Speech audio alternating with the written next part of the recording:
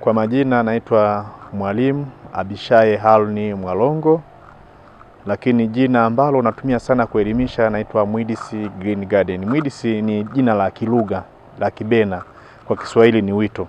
Sasa kwa nini nilipewa jina la Mwidisi? Ni namna nilivyokuwa nafanyika baraka. Tukitumwa ukafanya jambo fulani, sasa huyu Mwidisi. Kwa mimi ni mwalimu wa shule ya msingi Igosi, lakini nipo katika wilaya hii ya Wanging'ombe. Sana sana nimejikita na kufundisha watu kuhusiana na kilimo cha parachichi na mboga mahindi, matunda na vitu vingine.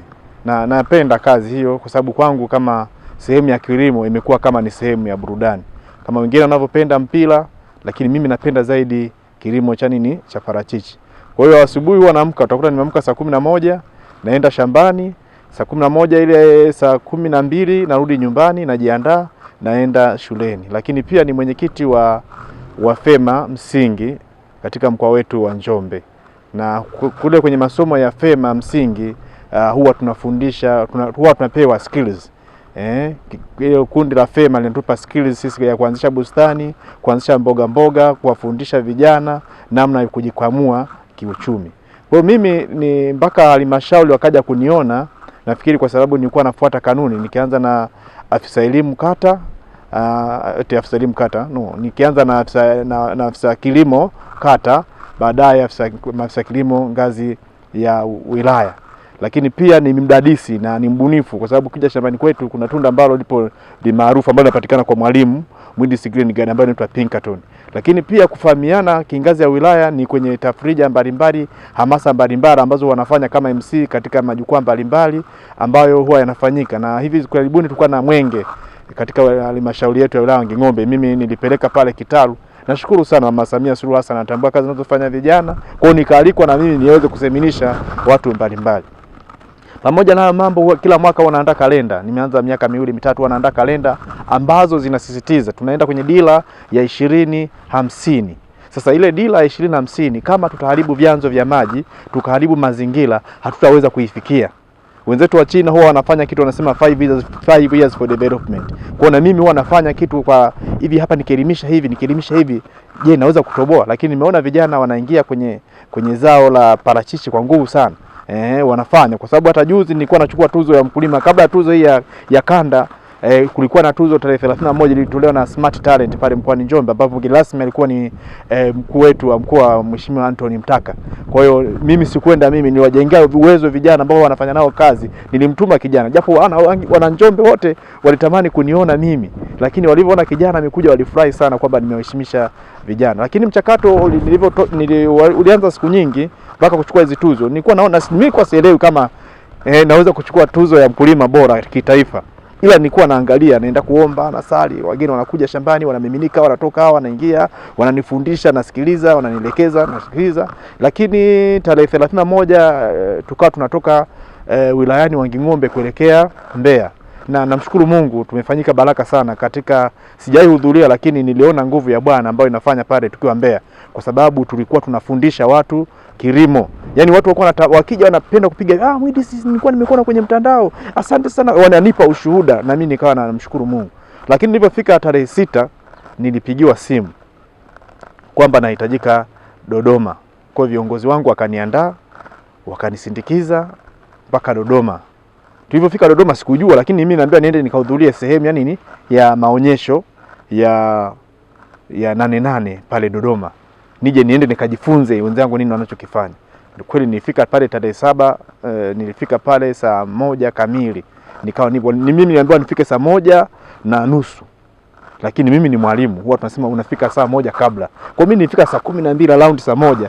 Nikafika pale nikaanza kujifunza, nikapigia pale. Kwa kweli namshukuru Mama Samia kwa sababu anachokifanya kuwekeza kwenye sekta kilimo. Unajua zamani kwa mfano mkoa wa Njombe kusema mimi ni mkulima, yani nilikuwa kama ni tusi sana. Lakini sasa hizi wanakuambia wewe ni mkulima, kaa hapa.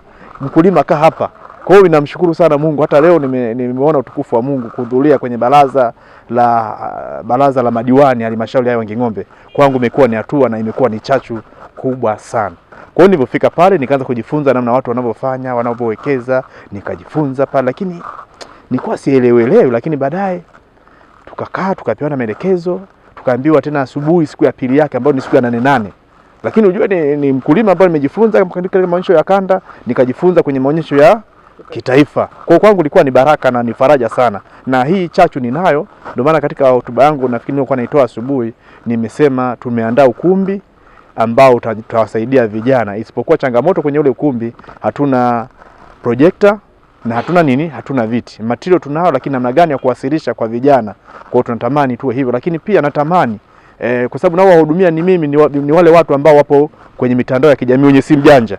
Lakini tuna watu vijana ambao wametoka vyuo, wengine wamemaliza form 4, wamemaliza kozi mbalimbali, hawana simu kubwa. Natamani wafike, na tukifanikiwa kuwapitia vijana ambao wapo mitaani, naamini kwamba ifikapo mwakani tuseme 2027 2028 uchumi wetu wa wilaya ya Wanging'ombe utakuwa upo juu sana, kwa sababu tutakuwa tumeibiwa watu wengi sana. Nina elimu nyingi ambazo nimepata ujuzi nikiwa Nane Nane Mbeya, lakini kuna ujuzi mwingine nipata Nane Nane kule Dodoma. Kwa hiyo naamini nikiwaambukiza, nikipata muda kama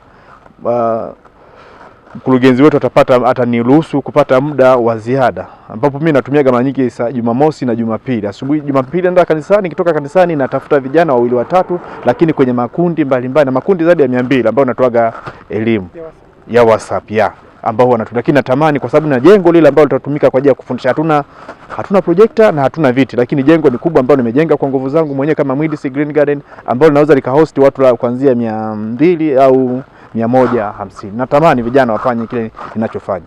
Na siku iliyofika ya tarehe 8 tunasema jina la Bwana lihimidiwe. Nikashangaa napewa kitambulisho hiki, mshindi wa kitaifa. Nilivaa, lakini nilikuwa sijiamini. Nikafika sehemu nikakaguliwa, lakini nikashangaa nakaa mbele pale ambapo natazama jukwaa kubwa. Kwangu ilikuwa ni faraja kubwa sana, lakini bado silikuwa siamini. Lakini baadaye mwendesha ratiba nikakuta nasema, jamani, kwenye kilimo mshindi wetu ni Bwana Bishaye Haruni Mwalongo. Kwa kweli nilifarijika sana kwenda kuongea na Mama Samia Suluhu Hassan. Na nifikiri watu waliangalia, wewe mbona ulikaa sana pale mbele uko naongea nini? Kwa kweli niliona kama ni ndoto. Kwanza niliona kama ni muujiza. Yaani mimi leo kuongea na Mama Samia Suluhu Hassan. Of course huwa sijawahi ongea naye before, lakini huwa natamani anavyohamasisha vijana kufanya kazi. Na mimi tija alivyofika pale akaniuliza swali moja, kabla sijajibu akapashika swali lingine. Akasema, na vijana wenzako wanafanya kama wewe? Lakini la pili ambapo mpaka leo laniumiza, akasema nenda kawahimize vijana waweze kufanya kazi. Kwa hiyo mimi kwangu na furaha sana kwamba serikali ya Jamhuri ya Muungano wa Tanzania kupitia mama yetu Samia Suluhu Hassan inatupenda vijana, lakini tumeona amewekeza hela nyingi kwenye miradi mbalimbali kwa sisi wakulima. Ametupa mbolea za ruzuku, lakini pia ametupa visima. Sasa tuna visima, lakini kubwa kuliko yote Mheshimiwa Anthony Mtaka ambaye ndio mkuu wetu wa mkoa anatuambia sasa mashamba parachichi yao yanasema tuweke vitu fulani. Kwa hiyo tutapewa barabara ambazo kutoka kwenye barabara kuu kwenda shambani. Kwangu ni faraja kubwa, kwa sababu sasa zao la parachichi litapata tija. Wewe kwenye kilimo cha parachichi umejikita kwenye sekta hii, kwa sababu tunaamini mnyororo wa thamani wa parachichi ni mkubwa sana. Kwenye kuzalisha, mimi nazalisha, nalima parachichi. Lakini kubwa kuliko yote tunasema mimi ni mzalishaji, lakini mafanikio yapo ambayo nimeyaona kupitia zao la parachichi. Mimi fanikio la kwanza sio kwamba mimi nije kufanikiwa mimi kama mimi, niwe na magari, niwe na majumba kifahari, nisomeshe watoto kwenye shule nzuri kama ninavyofanya sasa. Natamani vijana wengi tushike pesa, tushike fursa, tutembee. Ndoto zangu ni kuwa na kiwanda. Ndoto yangu kubwa ni elimu. Kwanza ni elimu kwa umma, kuhamasisha umma wafanye kazi. Lakini la pili, natamani kuwa na kiwanda ambacho kiwanda kikiwa katika mazingira ambako tunazalisha katika kata yetu ya Makoga, kata yetu ya Igosi, kitawasaidia kuinua. Unajua hapa katikati kuna mtu ambao anakuwa wale middlemen, madalali. Sasa natamani mkulima achume matunda yake mwenyewe, apeleke kiwandani mwenyewe aweze kupata tija. Kitu gani unaongeza kwenye maonyesho ya Nane Nane kanda lakini baadaye taifa? Kwa kweli nimeviona vitu vingi sana. Na mimi ni mjanja kwa sababu nilipokuwa Mbeya niliweza kutembelea mabanda yote. Nilivutiwa na ufugaji wa samaki, nilivutiwa na kilimo cha mboga. Kwa nini sasa samaki nilipenda? Nikawa na wadadisi wanasema hata ile samaki ukifuga samaki, yale maji ya bwawa unavyobadilisha, yale ni mbolea unaweza kutumia kwenye matunda. Lakini nilipofika, of course naweza kusema ni kijana wa pekee ambaye nimehudhuria maonyesho ya kanda, alafu nikahudhuria maonyesho nini ya Nane Nane kitaifa, Nane Nane Mbeya hapa na Dodoma. Kwa hiyo nimejifunza vitu wanavyofanya Mbeya, lakini nilipofika Dodoma nikajua labda nilipokuwa Mbeya nikasema kumbe nimeshaiona dunia. Lakini nilipofika Mbeya nikavutiwa vijana wenzangu wanaofanya ubunifu mkubwa, na natamani niende Wizara ya Kilimo kama nipate muda tena nikajifunze kwa wale. Niona watu wanatumia drone kupiga viuatilifu shambani. Nilifurahi sana. Yaani unakaa halafu ndivyo umetengeneza vile vidrone vinapiga dawa shambani. Kwangu mimi nilifurahi sana. Lakini nilifika nikaona kuna watu wanafuga. Of course napenda pia kufuga. Niliona wanafanya vitu vizuri sana. Kwa hiyo naahidi wilayani kwangu utafanya mabadiliko makubwa sana kupitia platform ya mitandao ya kijamii. Vijana unaona kitu gani labda kinawakwamisha kwenye kushiriki kikamilifu kwenye shughuli za kilimo? Ingawa wanafanya lakini kikamilifu au kuingia kama ambavyo wewe umeingia. Vijana wakifanywa nini wanaweza wakatoka kwenye hatua moja kwenda nyingine? Kimsingi vijana wanapenda kufanya, isipokuwa ni mitaji. Kinachowasumbua vijana ni mitaji, lakini pamoja na ile 10% ambayo tunapewa halmashauri, lakini vijana ni mitaji na uthubutu. Cha kwanza ni uthubutu. Yaani mtu kusubiria miaka 3 parachichi ili aanze kuwa na hela ni changamoto. Lakini ndio maana mimi kwenye madarasa yangu, kifuatilia kwenye madarasa yangu huwa nafundisha huyu mtu akiwa amepanda parachichi lazima awe na kitu. Tulikuwa na kilimo cha viazi, tunafundisha kilimo cha viazi, kilimo cha ngano na kilimo cha cha mahindi. Na sasa nimeenda kwa sababu nimepata elimu kupitia Mama Samia Suluhu Hassan, nitafundisha watu wafuge samaki. Okay. Na pengine sasa kwenye kufundisha kwako hayo madarasa, ndio changamoto ya maji unaiangaliaje? Kwa maji kwa ajili ya umwagiliaji. Ilikuwa ni kubwa, lakini sasa serikali ni uwanja mkubwa, hawezi akatusaidia wote kwa mara moja. Lakini serikali yangu kwa sababu ya kuandaa mkuu wangu wa wilaya alisema atanipa kisima kimoja na atanipa barabara moja. Kwa sababu tunaamini mitambo imeshafika, Mama Samia ametuletea, serikali sikivu, serikali inayowapenda watu na wasi wakulima tumeheshimisha. Kwa serikali ya awamu ya 6 imekuja kutupa fursa sisi vijana hususani wakulima. Kwa unavyoona soko ni kikwazo kwa wakulima parachichi kwa sasa? Soko hapana. Kabla Mama Samia Suluhu Hassan maparachichi ilikuwa inauzwa shilingi 2000. No 2000. Ilikuwa inauzwa kilo shilingi 800, 300, ngapi, mengine ilikuwa inauzia shambani.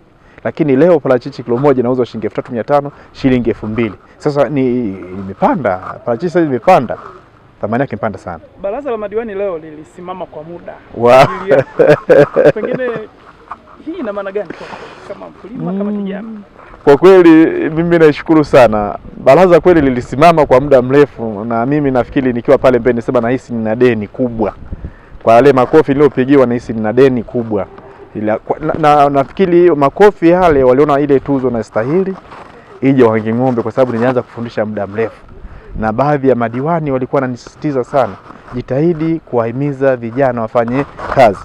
Na moja nyingine ambapo nilipokuwa Mbeya sijakwambia hiyo, umenikumbusha huko kuhusiana na baraza. Alikuja mkuu wa mkoa wa Iringa, Bwana Heri James. Alikuja alinitia moyo. Alikwambia mimi ni kijana ambaye nafaa kuigwa. Kwa nini nafaa kuigwa? Ni wilaya ya Wanging'ombe wamenitengeneza mimi kuwa hivyo nilivyo.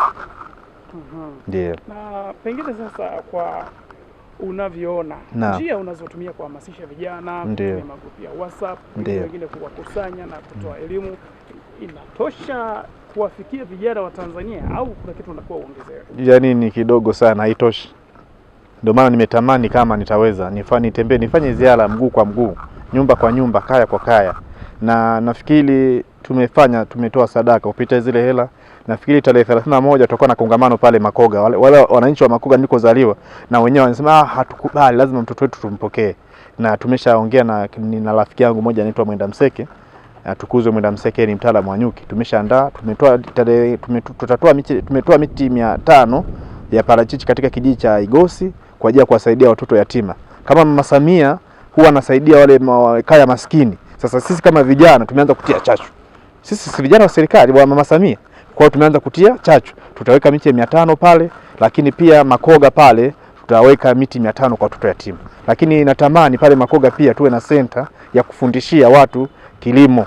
Hiyo horticulture, tulime viazi, tulime mahindi, tulime ngano, lakini tulime na parachichi. Kwa hiyo naamini kama nitapata eneo pale Makoga au Igosi itakuwa ni jambo jema. Wengine wakija wanafika shambani wanajifunza kwa vitendo, alafu tunaendelea mbele. Njombe imekuwa na viwanda vingi vya parachichi kama mafuta na zile center za kukusanya matunda. Kwa mtazamo wako unaona viwanda hivi vimekuwa chachu kiasi gani kuhamasisha watu kulima kitaalamu, lakini vile vile upande wa soko? Kimsingi tunaweza tukasema hii ni chachu kubwa sana.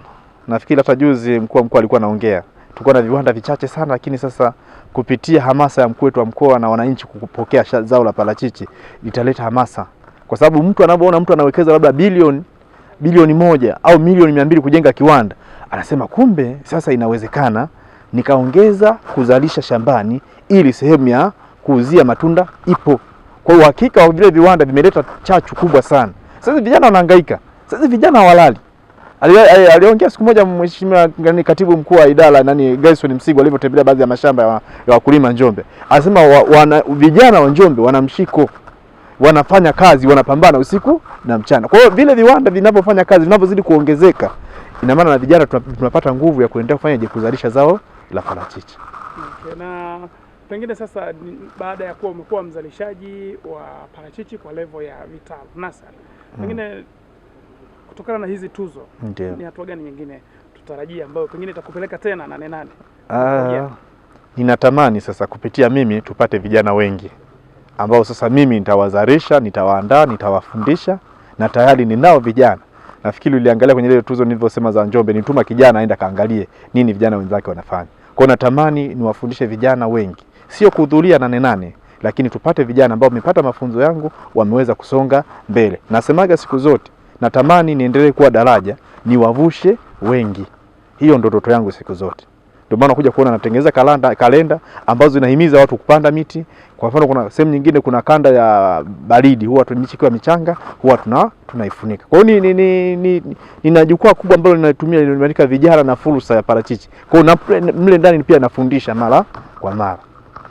Na pengine mwisho, unafikiri ni kitu gani kinaweza kawa kinachangia kusababisha baadhi ya wakulima washindwe kufanikiwa parachichi? Ni elimu, hawajapata elimu sahihi. Kwa mfano mtu anaambiwa, anasema bwana, ukishaona maua yameanza kutoka shambani, anaambia eti matunda yote yashushwe. Kwa hiyo mkulima anaweza kashusha ile matunda. Kwa mfano kama matunda ile daraja la kiwandani, mtu anachuma mwezi wa 5, anashusha matunda yote. Lakini mimi katika mafundisho yangu anasema yaache. Ndio maana ukifika shambani kwangu mimi utakuta kuna matunda yale meusi, kuna matunda ya kijani, kuna vitunda vimeanza vidogo, lakini kuna maua mengi. Ni namna mbalimbali ambazo unazitumia. Kwa mfano kuhifadhi matunda yale kwa kutumia mitego ya asili. Na buibui shambani kwangu, nina vinyonga shambani kwangu. Kwa hiyo shamba langu ukija kulitembelea ni shamba darasa. Kwanza sijailima, nafyeka. Shamba langu unakuta viota, ndege wametengeneza viota, utakuta kuna vinyonga. Na kinyonga katika mafunzo yangu ambayo masomo yangu nayofundisha, huwa nafundisha kwa nini kinyonga shambani, lakini pia kwa nini buibui shambani, na masomo mengine. Nakushukuru sana bwana Mwidis. Naam. Asante sana kwa mazungumzo haya ambayo tumefanya na Njombe TV, na bila shaka wakati mwingine pia tutapata nafasi ya kuzungumza. Asante sana, nashukuru sana, ubarikiwe sana Njombe TV, umekuwa mchango, lakini nishukuru sana serikali yangu ya wilaya ya Wanging'ombe, nimefanyika kama darasa, nimependwa na nasema na deni kubwa, nitaendelea kuwahimiza vijana kama kauli mbiu yetu inayosema mshikamano daima. Asante sana.